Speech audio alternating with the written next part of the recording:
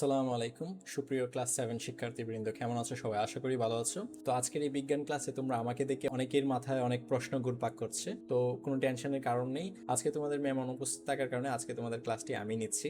তো দেখো, আজকে আমাদের আলোচনার বিষয় হচ্ছে দ্বিতীয় অধ্যায়ের উদ্ভিদ ও প্রাণীকোষী সংগঠন, তাই না? আচ্ছা, তোমাদের হয়তো এই অধ্যায়ের প্রথম পার্টটুকু তোমাদের ম্যাম পড়িয়ে ফেলেছিল, তাই না? আজকে আমরা পড়বো সাইটোপ্লাজমীয় অঙ্গাণু। বয়স শোনা যাচ্ছে না? ও আচ্ছা আচ্ছা, ও প্লাস্টিক পরে ফেলছিল তোমাদের তাহলে? ও আচ্ছা, হ্যাঁ। তাহলে তোমাদের হচ্ছে মাইটোকন্ড্রিয়া থেকে। আমি হয়তো তোমাদের ম্যামের মতো ক্লাসটা নিতে পারবো না, তাও দেখি আমরা কতটুকু বুঝি। তাহলে এখান থেকে শুরু করবো, তাই তো? আচ্ছা, দেখো, মাইটোকন্ড্রিয়া সজীব উদ্ভিদ ও প্রাণী কোষের সাইটোপ্লাজমে বিক্ষিপ্তভাবে ছড়িয়ে থাকা ছোট ছোট দণ্ডাকার অঙ্গাণুগুলোকে মাইটোকন্ড্রিয়া বলে। এক বছরে মাইটোকন্ড্রিয়ান প্রতিটি মাইটোকন্ড্রিয়ান দ্বিস্তর পর্দা দ্বারা আবৃত। দ্বিস্তর মানে দুইটি পর্দা দ্বারা আবৃত। এর বহিঃপর্দা মসৃণ, কিন্তু অন্তঃপর্দাটি আঙ্গুলের মতো অনেকটা বাঁধ সৃষ্টি করে। মানে বহিঃপর্দাটি মসৃণ হলেও ভিতরের পর্দাটি আঙ্গুলের মতো বাঁধ সৃষ্টি করে, ঠিক আছে?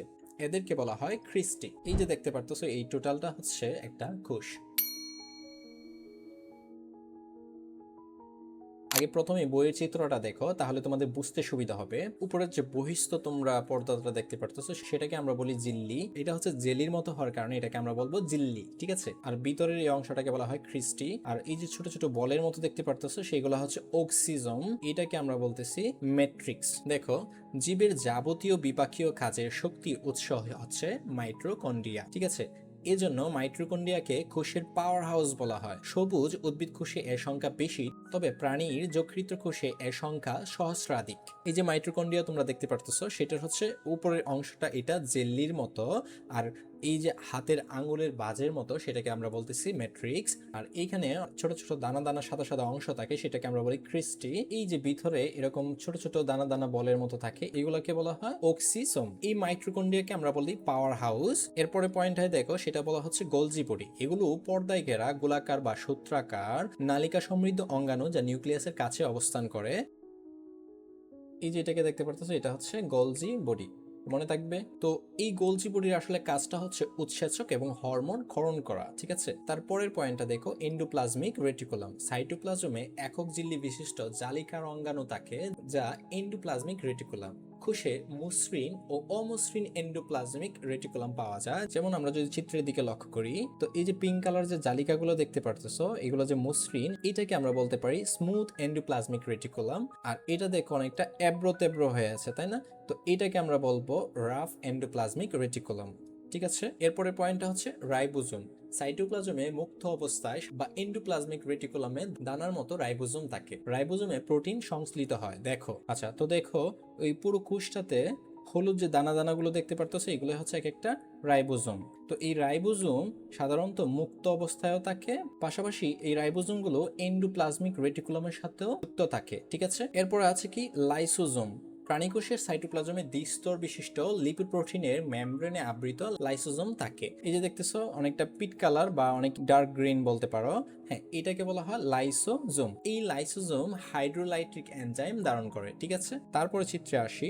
সেন্ট্রিওল হচ্ছে এই যে দেখতে পারতেছো আরএফএল পাইপের মতো দেখা যায়, যেগুলো দণ্ডাকার ফাফা, নলাকার, যে সেটা হচ্ছে সেন্ট্রিওল। এটি সাধারণত নিউক্লিয়াসের কাছে থাকে। তো দেখো কি বলতেছে, প্রাণী কোষের নিউক্লিয়াসের কাছে দুটো ফাঁপা নলাকার ও দণ্ডাকার অঙ্গাণু দেখা যায়, তাদেরকে সেন্ট্রিওল বলে। সেন্ট্রিওল সাধারণত একটি স্বচ্ছ দানাবিহীন পদার্থ দ্বারা আবৃত থাকে। এ অবস্থায় এটিকে সেন্ট্রিজোম বলে। উদ্ভিদ কোষে সেন্ট্রিওল সাধারণত থাকে না, তবে নিম্ন শ্রেণীর উদ্ভিদ কোষে যেমন ছত্রাকে থাকে। কোথায় থাকে? ছত্রাকে থাকে। প্রাণী কোষ বিভাজনের সময় এস্টার গঠন করা সেন্ট্রিওলের প্রধান কাজ। এরপরে দেখো অষ্টম, কোষ গহ্বর। কোষের সজীব অঙ্গাণু বা নির্জীব বস্তুসমূহ সাইটোপ্লাজমের দ্বারতে ম্যাট্রিক্সে থাকে। উদ্ভিদ কোষের নির্জীব বস্তুসমূহের মধ্যে আছে বিভিন্ন রকমের সঞ্চিত পদার্থ, বজ্র পদার্থ ও খরিত পদার্থ। কোষের সাইটোপ্লাজমে তরল পদার্থপূর্ণ ছোট বড় গহ্বর থাকে, তাদের কোষ গহ্বর বলে। নানা রকম জৈব অ্যাসিড, লবণ, শর্করা, আমিষ ইত্যাদি কোষ গহ্বরে দ্রবীভূত অবস্থায় থাকে। এদেরকে কোষরস বলে। প্রাণী কোষে সাধারণত কোষ গহ্বর থাকে না, তবে কোনো কোনো কোষে যদি থাকে তা আকারে খুব ছোট। উদ্ভিদ কোষে কোষ গহ্বর বেশি থাকে এবং আকারে বড় হয়, এই কারণে উদ্ভিদ কোষে নিউক্লিয়াস এক পাশে এবং প্রাণী কোষে নিউক্লিয়াস ঠিক মাঝে থাকে। তাহলে এই যে নিচে চিত্রটা দেখে আমরা বুঝতে পারছি যে যেহেতু এটা এক পাশে আছে, তাহলে আমরা খুব সহজেই বুঝে নিব এটা হচ্ছে উদ্ভিদ কোষের নিউক্লিয়াস। ঠিক আছে, এবার আসো নিউক্লিয়াস।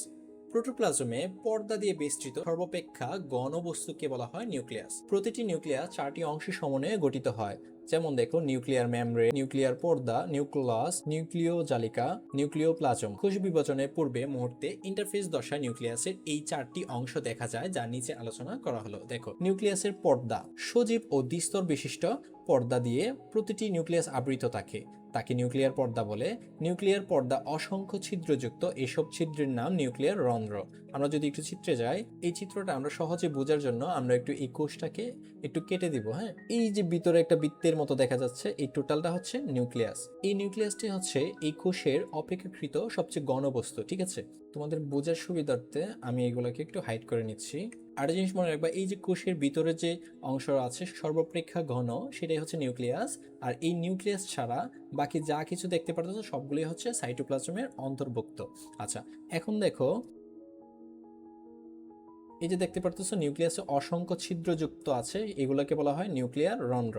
তারপর দেখো কি বলা হচ্ছে, নিউক্লিয়ার পর্দা সাইটোপ্লাজমের সাথে নিউক্লিয়াসের বিভিন্ন বস্তুর যোগাযোগ রক্ষা করে এবং নিউক্লিয়াসকে রক্ষণাবেক্ষণ করে।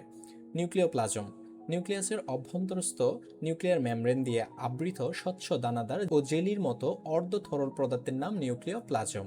এটি নিউক্লিয়াস ও ক্রোমোজোমের মাতৃকা বা ধারক হিসেবে কাজ করে এবং নিউক্লিয়াসের জৈবনিক কার্যাবলী নিয়ন্ত্রণ করে। তো এই নিউক্লিয়ার প্লাজমটা হচ্ছে জালিকার এই অংশগুলো, এখানে দেখা আঠালো জেলির মতো আছে। আমি যদি প্রথম অংশটাকে একটু সরিয়ে দিই, আচ্ছা, এখন যে দেখতে পারতেছো জালিকা ছাড়া যে নিউক্লিয়ার এই অংশটাকে বলা হয় নিউক্লিওপ্লাজম। এরপরে দেখো নিউক্লিওলাস। নিউক্লিয়াসের অভ্যন্তরে অবস্থিত ক্ষুদ্র গোলাকার উজ্জ্বল ও অপেক্ষাকৃত ঘনবস্তুটি নিউক্লিওলাস নামে পরিচিত। সাধারণত প্রতিটি নিউক্লিয়াসে একটি করে নিউক্লিওলাস থাকে। এই যে নিউক্লিয়াসের অভ্যন্তরে তোমরা যে একটা বলের মতো দেখতে পারতেছো, এটাকে বলা হয় নিউক্লিওলাস। নিউক্লিওলাস প্রাণীকোষের ঠিক মাঝে থাকে আর উদ্ভিদের এক পাশে থাকে। বুঝতে পেরেছো? এরপর দেখো নিউক্লিয় জালিকা বা ক্রোমাটিন তন্তু। নিউক্লিয় প্লাজমে ভাসমান অবস্থায় পেঁচানো সুতার মতো খাটো ও মোটা গঠনটি নিউক্লিয় জালিকা বা ক্রোমাটিন জালিকা নামে পরিচিত।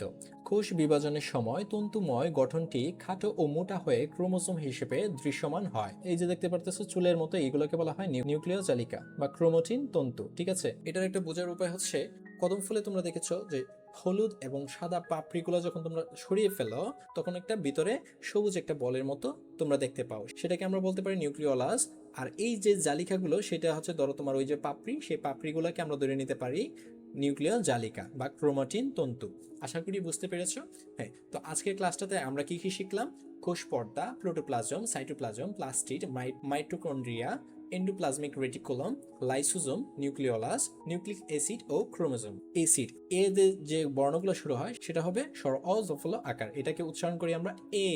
ঠিক আছে, আচ্ছা, পরবর্তীতে তোমাদের একটা কাজ দিচ্ছি, সেটা হচ্ছে তোমরা একটা আলু কেটে সেটাকে একটু পানিতে কচলিয়ে 2-1 ফোঁটা পানি নিয়ে অনুবীক্ষণ যন্ত্রের নিচে নিয়ে দেখো এবং চিত্রের সাথে মিলাও। যদিও তোমাদের অনেকের কাছে অনুবীক্ষণ যন্ত্র নেই, যাদের অনুবীক্ষণ যন্ত্র নেই তোমরা অবশ্যই কমেন্ট করবে, আমি তোমাদের ডেমোটা পাঠিয়ে দেবো। তো ঠিক আছে, আজকের ক্লাসটি এই পর্যন্তই থাকবে।